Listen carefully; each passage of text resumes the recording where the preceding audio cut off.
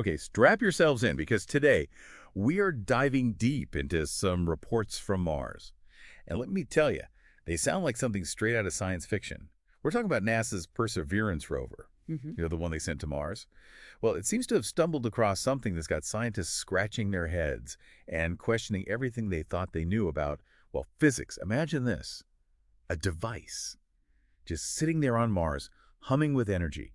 But there's no fuel source, no batteries, no anything. Yeah, it's baffling. I mean, to put it simply, we're looking at what appears to be a perpetual motion machine, the kind of thing that's always been considered, impossible. Yeah, exactly. It's like textbook impossible. And that's why this discovery is sending shockwaves. I mean, seriously, shockwaves through the entire scientific community.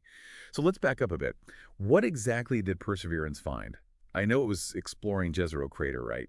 Looking for signs of ancient life, I think. Yeah, that's right. It was doing its usual science thing, trundling along. And then, bam, it encounters this metallic sphere about the size of a basketball. And get this, the thing was emitting this strange glow, covered in symbols, symbols that nobody recognized. Oh, okay, so mysterious glowing sphere covered in alien symbols. Got it. So what happened next? Well, NASA, obviously, they're immediately intrigued. I mean, who wouldn't be? And what they find next is, well, it's mind-blowing. Let's just say that. Okay, you got to give me more than that. What did they find? Spill the beans. All right, all right. So initial analysis suggests this thing is generating a significant amount of energy. And I'm talking a significant amount. But here's the kicker.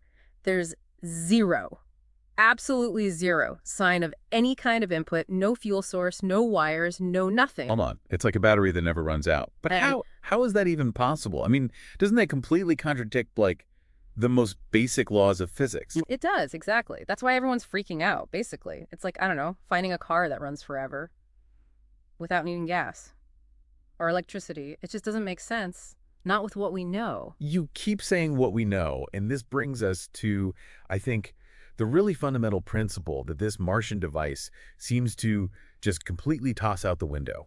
The first law of thermodynamics. Can you remind us what that is and why it's so important in this context? Sure. So the first law of thermodynamics, basically it states that energy can't be created or destroyed, only converted from one form to another. Think of it like a sealed box. You can move the energy around inside the box, change its form, but you can't magically create more energy inside the box or make it disappear. Right, right. Okay, that makes sense. So if this thing on Mars really is generating energy without any external input, it means that. It means we might be looking at a violation of one of the most fundamental laws of physics. I mean, this is huge. As you can imagine, the scientific community is in a frenzy. Some are even saying it's the most significant discovery in centuries. I bet. I mean, even NASA, and they're usually pretty cautious with their wording, right? Even they've officially labeled this thing an energetic peculiarity. What does that even mean? Like in plain English? Yeah, well, scientists and their jargon, basically it means they're acknowledging that something really, really unusual is going on, something they can't explain with our current understanding of physics. Peculiarity is their way of saying we're stumped. We're stumped. I like that. So if we're talking about potentially rewriting the laws of physics here, what are some of the theories that are being thrown around? I've seen some headlines mentioning, like, dark energy, antimatter, even the idea that this device is manipulating, get this, space-time itself. Yeah, I've seen those too. Those are all definitely intriguing possibilities, but we have to be careful about jumping to conclusions. Like with dark energy, for example. It's a hypothetical form of energy, right?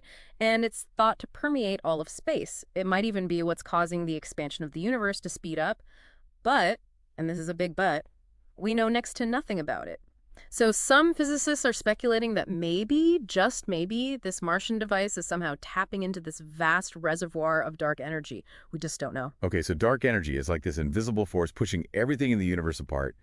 And maybe this device has figured out how to harness it. Whoa. What about antimatter? Filling in on that one. Right, antimatter. So basically it's the opposite of matter. Like every particle of matter has an antiparticle. Same mass, but opposite charge. And when matter and antimatter meet, boom, they annihilate each other and release a ton of energy. A ton. Okay, hold up. Are we talking about an antimatter reactor on Mars? That sounds a little dangerous, wouldn't you say? It would be, yeah. But keep in mind, we're just throwing out hypotheses here. It's just one of many possibilities. And then you have the space-time manipulation idea. That gets even more complicated. Space-time manipulation, yeah. That's definitely getting into the whoa territory. Isn't that how they travel faster than light? in those science fiction movies? It is. It's a classic sci-fi trope. But the reality is, well, it's much, much more complicated. You see, general relativity, Einstein's theory of gravity, suggests that massive objects warp the fabric of space-time. And some physicists believe that if we, or someone, could manipulate gravity in a very specific way, you could create shortcuts through space-time, essentially wormholes. Wormholes. Wow. Okay, so are you saying this Martian device could be a wormhole generator, like something straight out of Star Trek? It's way too early to say. I mean, we really are in the realm of speculation here, but the fact that serious scientists are even considering these kinds of ideas, well, that tells you just how extraordinary this discovery is. Extraordinary is an understatement. And it's not just these crazy energy readings, right? I've heard there have been some strange side effects reported near the device. Stuff that's even harder to explain. Oh, yeah, definitely. The reports describe all sorts of weirdness, rocks levitating, clocks going haywire, even gravitational anomalies. Like, it's almost as if this device is creating its own little pocket of distorted reality. Okay, that's just creepy. Like reality unraveling, horror movie creepy. Oh, I know they're already planning a mission to Mars, though, right? To check this thing out. Oh, yeah. This discovery has sparked a level of international collaboration that we've never seen before. I'm talking a joint mission with the US, Europe, China, Russia.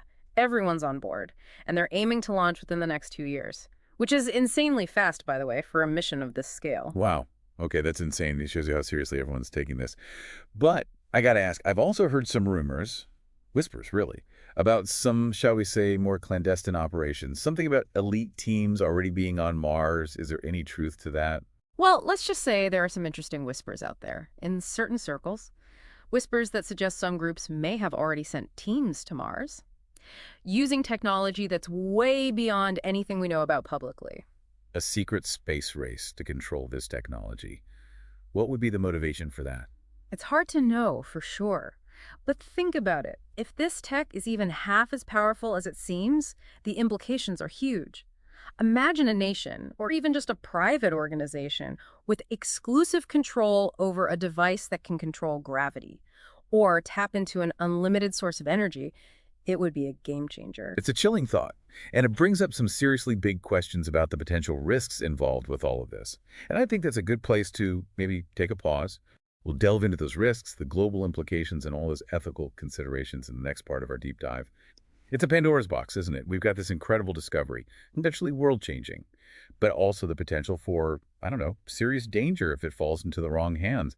I've even seen some experts comparing this tech to nuclear weapons. It's a valid comparison. I mean, we're talking about the possibility of manipulating the fundamental forces of the universe. Gravity, energy. Think about it. If you could control gravity, you could create some pretty devastating weapons. Or even more subtly, disrupt communications, knock out satellites, maybe even trigger earthquakes. The possibilities are, well, they're pretty terrifying. And some theories suggest that this device isn't even a standalone thing, that it might be part of a network. So imagine someone controlling a whole network of these things, manipulating gravity or energy fields on a planetary scale. Yeah, that's definitely a scenario that keeps some scientists up at night. And it brings up another unsettling possibility.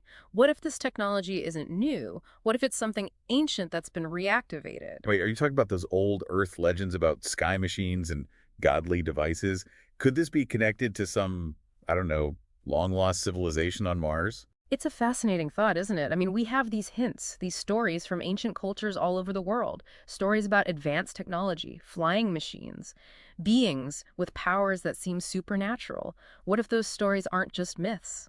What if they're distorted memories of a time when Mars was a thriving planet, a planet with a civilization that had this kind of technology? And maybe, just maybe, the misuse of that very technology is what led to Mars's downfall. Like a cautionary tale for us Earthlings. Exactly. A cautionary tale. And it really underscores how careful we need to be as we move forward with this. We don't want to repeat the mistakes of some hypothetical Martian civilization, right? It makes the whole secrecy issue even more complicated, too. Yeah. I mean, I get it. Some people argue that keeping this under wraps for now is necessary for national security, but wouldn't it be better to approach this as a global challenge? Something that requires transparency and cooperation. That's the big debate right now.